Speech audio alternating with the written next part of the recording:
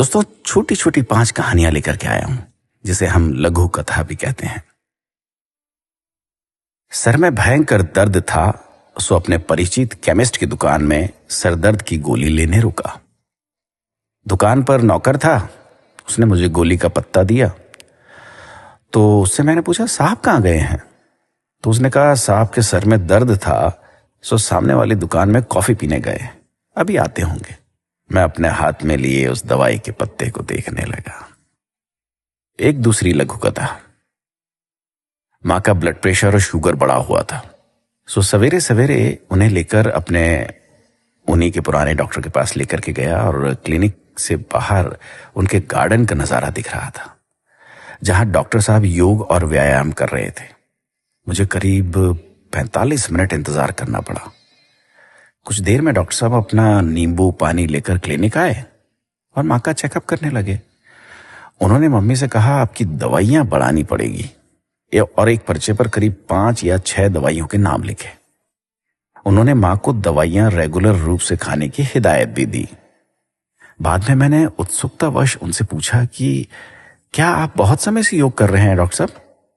तो उन्होंने कहा, पिछले 15 साल से योग कर रहा हूं और ब्लड प्रेशर और अन्य बहुत सी बीमारियों से बचा हुआ हूं।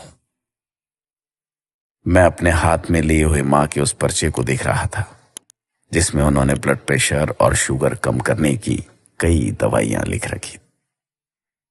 ऐसी ही एक और कहानी दोस्तों। अपनी बीवी के साथ ब्यूटी पार्लर गया। मेरी बीवी को हेयर ट्रीटमेंट कराना था, क्योंकि उनके बाल काफी खराब हो चले थे। रिसेप्शन में बैठी लड़की ने उन्हें कई तरह के पैकेज बताए और उनके फायदे भी। पैकेज 1200 से लेकर 3000 तक के थे। कुछ डिस्काउंट के बाद मेरी बीवी को उन्होंने 3000 रुपए वाला पैकेज 2400 में कर दिया। हेयर ट्रीटमेंट के समय जब उनका ट्रीटमेंट करने वाली लड़की के बालों से अजीब सी खुशबू आ रही थी, तो मैंने उससे पूछ लिया, आपने क्या लगा रखा है?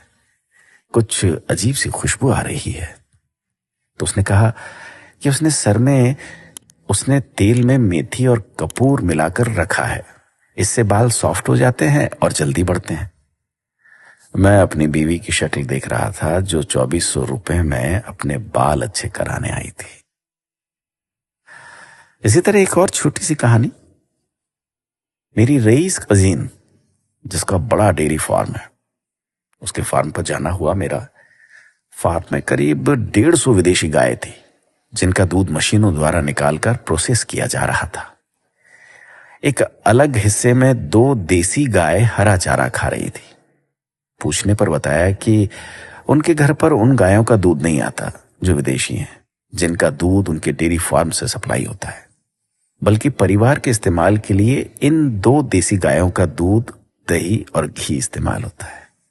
मैं उन लोगों के बारे में सोच रहा था जो ब्रांडेड दूध को बेस्ट मानकर खरीदते हैं। दोस्तों, ऐसी एक और छोटी सी कहानी। एक प्रसिद्ध रेस्तरां जो कि अपनी विशिष्ट थाली और शुद्ध खाने के लिए प्रसिद्ध है। हम खाना खाने गए वहां पर। निकलते वक्त वहां के मैनेजर ने बड़ी विनम्रता से पूछा, सर खाना कैसा लगा? हम बिल्कुल शुद्ध तेल, घी और मसाले उपयोग करते हैं। हम कोशिश करते हैं बिल्कुल घर जैसा खाना लगे। मैंने खाने की तारीफ की तो उन्होंने अपना विजिटिंग कार्ड देने को अपने केबिन में गए। काउंटर पर एक 3 डब्बों का स्टील का टिफिन रखा हुआ था। एक वेटर ने दूसरे से कहा, सुनील सर का खाना अंदर केबिन में रख दे, बाद में खाएंगे। तो मैंने वेटर से पूछा, क्या सुनील जी यहां नहीं खाते? तो उसने जवाब दिया, सुनील सर कभी बाहर का खाना नहीं खाते, हमेशा घर से आया हुआ ही खाते हैं। मैं अपने हाथ में 1670 रुपए के बिल को देख रहा था। दोस्तों, हम जिसे सही जीवन शैली समझते हैं, वो हमें भ्रमित करने का जरिया मात्र है। हम कंपनियों के एटीएम मात्र हैं, जिसमें से कुशल मार्केटिंग वाले लोग मोटा पैसा निकाल लेते हैं। अक्सर जिन चीजों को हमें बेचा जाता है, उन्हें बेचने वाले खुद इस्तेमाल नहीं करते। अपना ख्याल रखिएगा।